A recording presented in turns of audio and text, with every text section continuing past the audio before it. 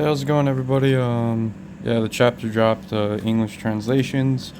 This ain't the Viz translations. Just whoever does these translations. So yeah, so give or take, these aren't the official translations, but you know, it kind of confirmed what the raw spoiler video I did earlier. Like a lot of it was kind of the same. It's just put in the bubbles basically, but and clearer pages.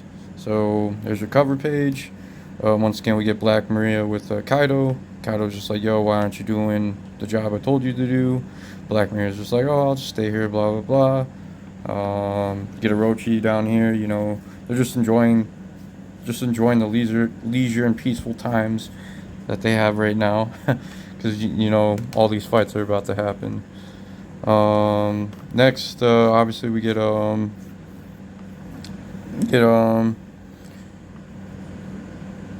fuck John blank real quick. Kanjuro, again Kanjuro. He's popping up. Basically he's bringing Momonosuke to him, and basically informing, Kaido and Orochi about the Red Scabbards plan. We didn't screw him over. There's still a hassle, and it's crazy how small Momonosuke is. Like they keep playing this like size difference, and like I refuse to believe that Kanjuro is just like a mammoth compared to him.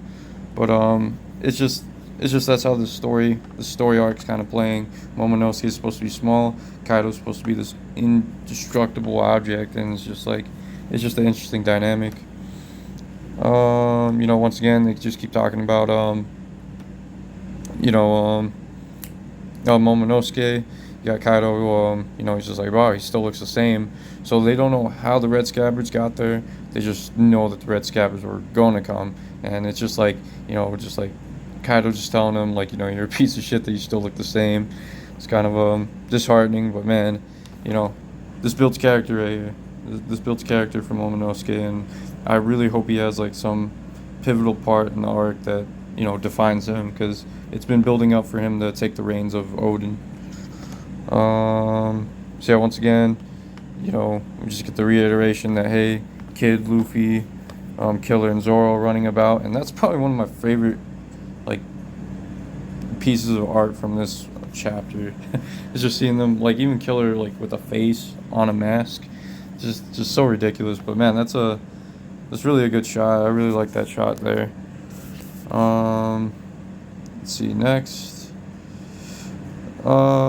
Kind of same thing, hey, none of their ships have made it back, and this is a good scene right here. You got Orochi basically worrying about like the Red Scabbards, like he's drinking even more, he's like overflowing it, and yeah, it'll be interesting to see if his rage gets the best of him, which I think it might. And then yeah, right here we're going to get the execution of Momonosuke. Yeah, just really interesting. He's going to try to kind of do the same type of execution,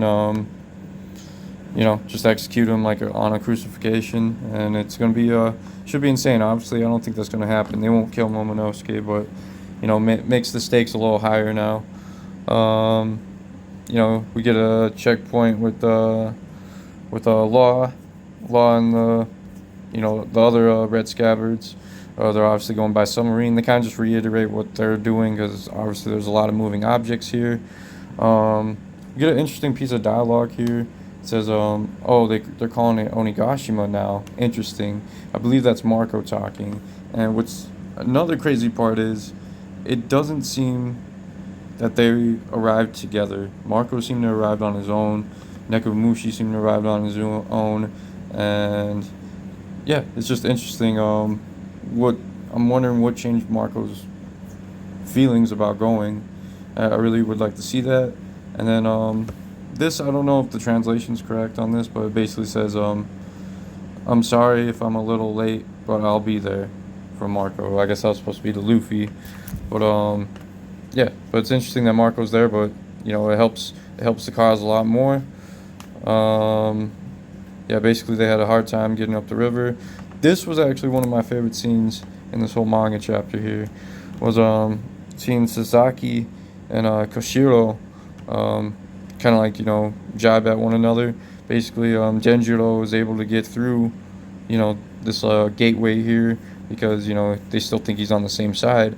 And right away he took I thought I skipped a manga panel, but right away no, it's just that quick that he's able to tie Sasaki up and take advantage of the situation. And it was just cool. He's like, Sasaki, do you know the history of Wano? It has the tattoo of the red scabbards on his back, and yeah, and the Kozuki clan. It's awesome. So yeah, so now we got two different groups coming along the backside, and yeah, now it's like there's forces coming from every direction now, and I really like that panel of Koshio or Denjiro, whatever you want to call him. Right here, another big scene because people are wondering how they're gonna fight Kaido, and now I'm starting to get the picture of it. Kaido and Big Mom might not even be together right now. So if Chopper and Usopp can hold the ground against Big Mom, that'll be huge. And obviously Kinemon and his group take advantage of the situation and they understand what Usopp and Chopper just did. But yeah, so basically splitting up the Yonko probably be the best thing they can do right now. Yeah, seeing Prometheus basically find Nami trying to get back Zeus. We'll see how that goes. It'll probably be like a little battle. I like how he goes from like a super happy son, pretty creepy, to like a flaming monster. And then yeah, the last panel, awesome fucking panel. We get Luffy in his jacket, and it reminds me of the scene with Whitebeard standing over Luffy. It's like literally the same exact like type of like look. He has the jacket, he's pissed off, and it's just like, what do you want? And it's just like, so I really hope Luffy's like about to smack up some people. But yeah, overall this chapter was fucking awesome, man. Wano's been great, and I cannot wait to see more. We're getting into the battles. There's really no more setup other than getting to the battles. So yeah, we'll see what happens. But man, good chapter.